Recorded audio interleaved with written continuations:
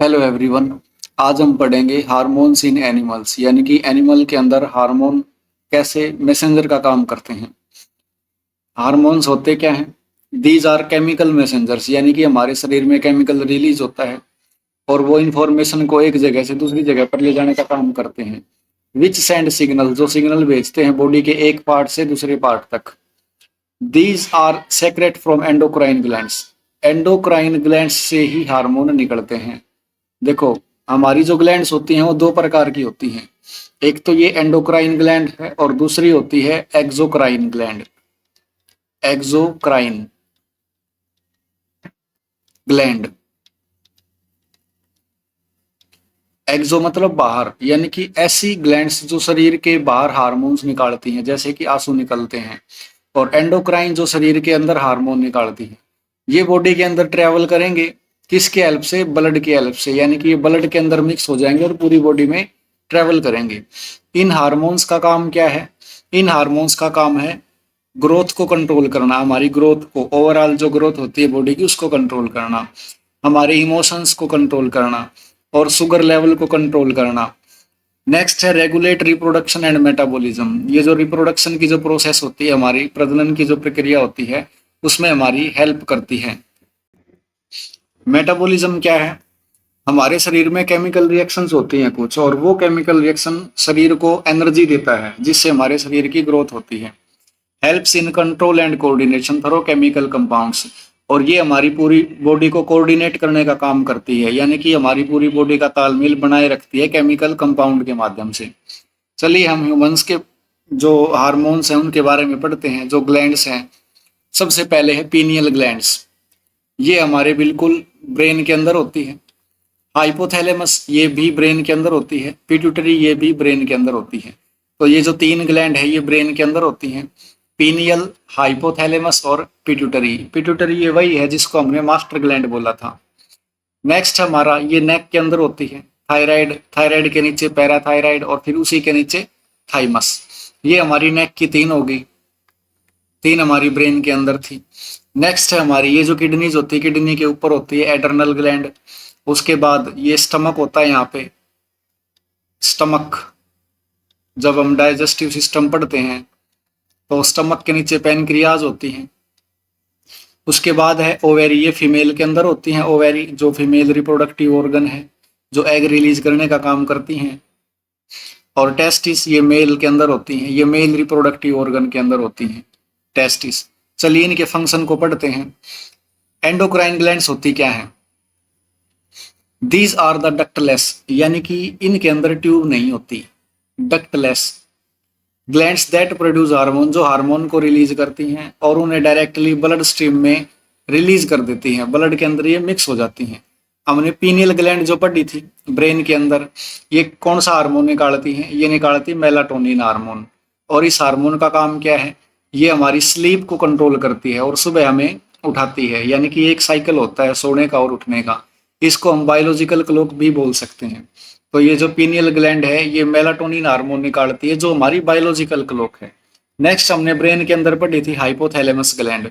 ये क्या करती है? पिट्यूटरी ग्लैंड को रेगुलेट करने का काम करती है, यानी कि ये जो हमारी मास्टर ग्लैंड थी पिट्यूटरी, उसको रेगुलेट करती है, उसकी हेल्प करती है।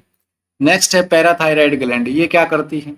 ये हमारे शरीर में कैल्शियम को कंट्रोल करती है और फास्फोरस को कंट्रोल करती है ब्लड के अंदर। नेक्स्ट है थाइमस। थाइमस क्या होती है? ये थाइमोसिन हार्मोन निकालेगी और हमारी इम्यूनिटी को, जो रोगों से लड़ने की क्षमता होती है, उसको स्ट्रोंग बनाती है। हमारा अगला टॉपिक है हमारे शरीर में जो ग्लैंड्स पाई जाती हैं उनके बारे में पढ़ेंगे, और ये कौन से हार्मोन निकालेंगे और इनकी लोकेशन कहाँ है, यानी कि ये जो ग्लैंड्स हमारे शरीर में कहाँ पाई जाती हैं और ये जो हार्मोन निकालती है उनका काम क्या होता है। सबसे पहले है थायराइड। ये हमारे गले में होती है, थ्रोट के अंदर होती है। ये थायरोक्सिन हार्मोन निकालती है और ये जो थायरोक्सिन हार्मोन है ये रेगुलेट करता है मेटाबॉलिज्म ऑफ कार्बोहाइड्रेट्स, फैट और प्रोटीन। मेटाबॉलिज्म मैंने बताया था, जो हमारे शरीर में केमिकल रिएक्शन होती हैं जिससे हमें ऊर्जा मिलती है, यानी कि ये किसको रिएक्ट करवाती है हमारे शरीर में? कार्बोहाइड्रेट को, फैट को और प्रोटीन को।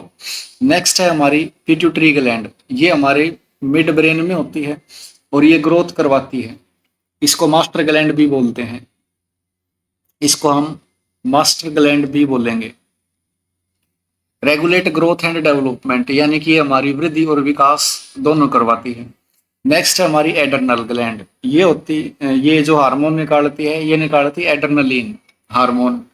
ये हमारी जो किडनीज होती है उनके ऊपर होती है, दोनों किडनीज के ऊपर। और ये क्या करती है,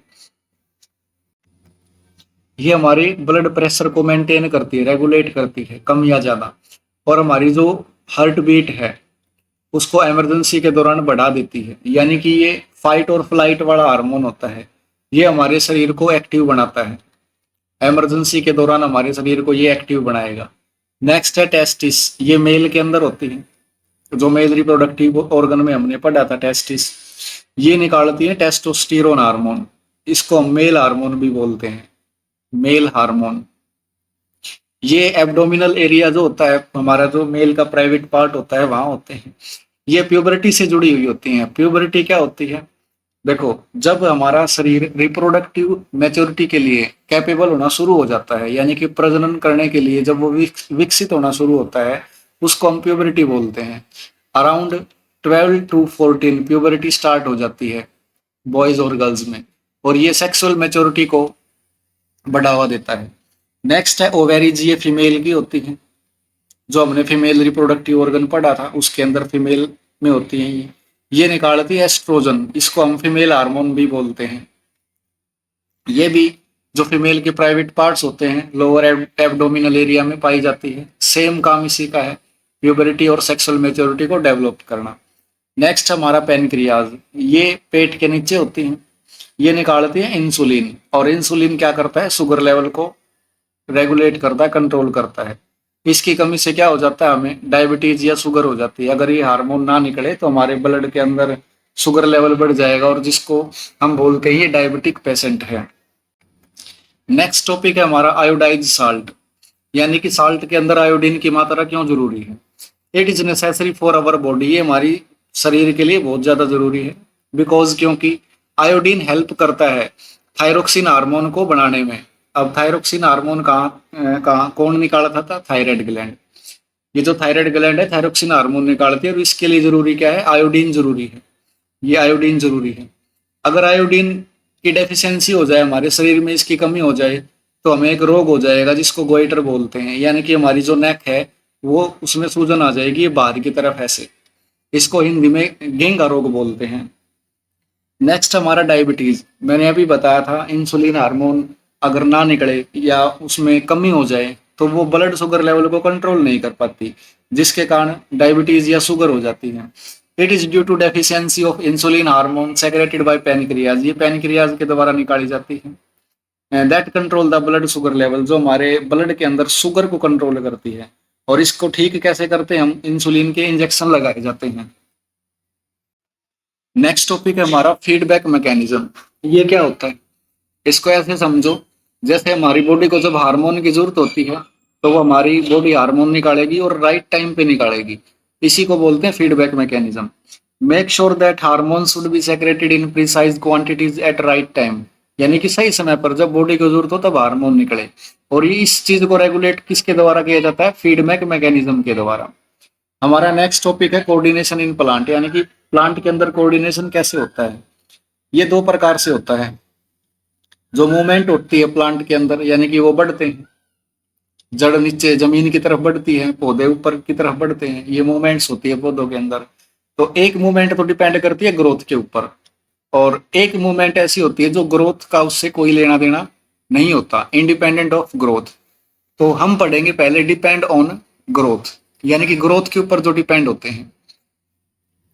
ट्रोपिक मूवमेंट्स और डायरेक्शनल मूवमेंट, यानी कि एक दिशा की तरफ होती है इनकी मूवमेंट। पौधों की जो गति होती है वो एक दिशा की तरफ होती है, इनको ट्रोपिक मूवमेंट्स भी बोलते हैं।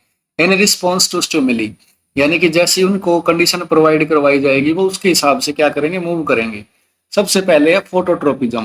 फोटो का मतलब होता है लाइट, यानी कि पौधे सूर्य के प्रकाश की तरफ मूव करेंगे। जैसा कि इस डायग्राम में देख रहे होगे, अगर सूरज यहाँ होता तो ये पौधा इसकी तरफ ग्रो करता। अब सूरज इस साइड में है यहाँ पे, तो ये पौधा इसकी तरफ ग्रो करेगा। इसको हम बोलते हैं फोटोट्रोपिज्म, यानी कि bending of light plants toward, bending of the plant toward light, यानी कि जो पौधा है सूर्य के प्रकाश की ओर गति करता है। ये ग्रोथ के ऊपर डिपेंड है, ये मूवमेंट वाले, यानी कि ग्रोथ कर रहा है ये। नेक्स्ट है जियोट्रोपिज्म। जियोट्रोपिज्म का मतलब होता है ग्रेविटी की तरफ मूवमेंट करना। ग्रेविटी की तरफ कैसे? मान लो ये गमला है हमारा, ये इसकी जो रूट्स हैं वो नीचे की तरफ जा रही है ग्रेविटी की तरफ, और इसका जो ऊपर वाला सिस्टम है इसको हम सूट सिस्टम बोलते हैं। ऐसे समझो, ये पौधा है,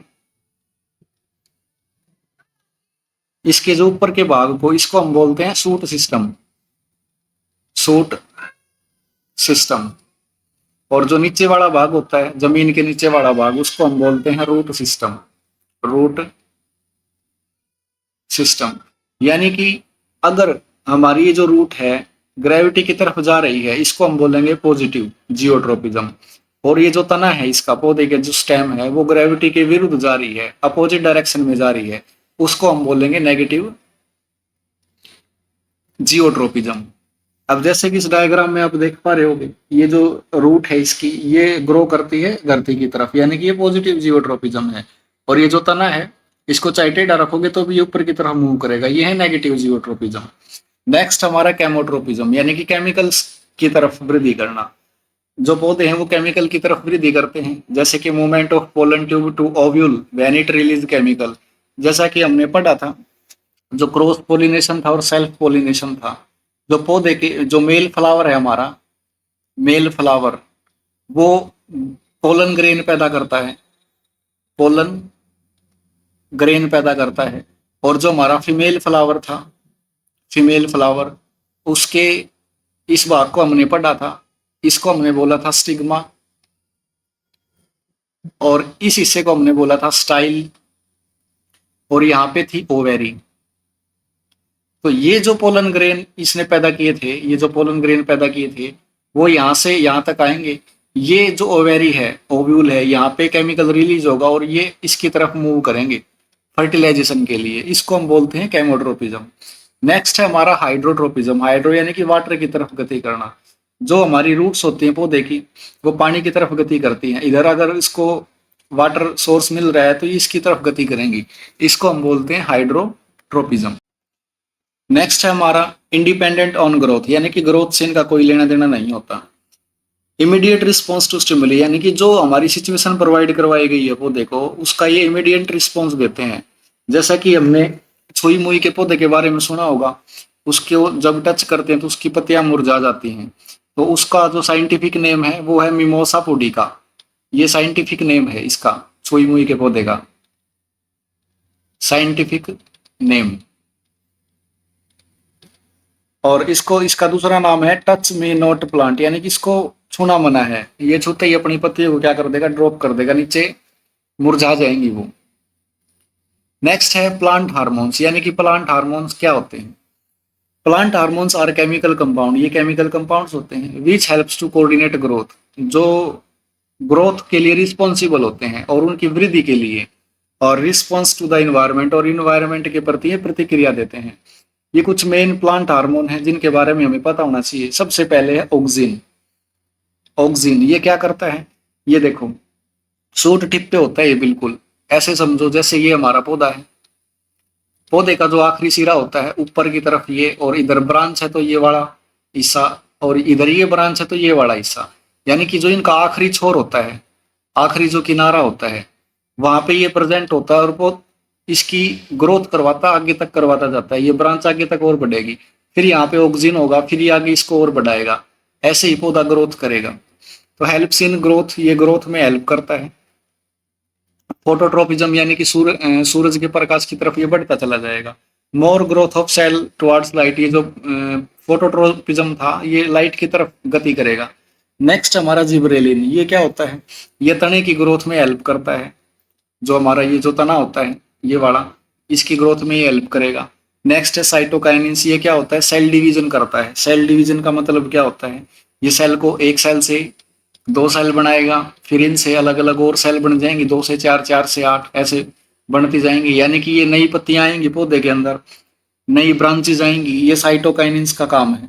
नेक्स्ट है एब्साइसिक एसिड, ये पौधे की ग्रोथ को रोकता है, यानी कि उसकी ग्रोथ को लिमिटेड रखता है, inhibits growth. Cause beating of leaves, यानी कि ये स्ट्रेस हार्मोन भी इसको बोलते हैं। हमने देखा होगा कई बार पत्तियां मुरझा जाती है अपने आप, फिर नीचे गिर जाती हैं, तो यानी कि ये ग्रोथ को रोकने का काम करती हैं।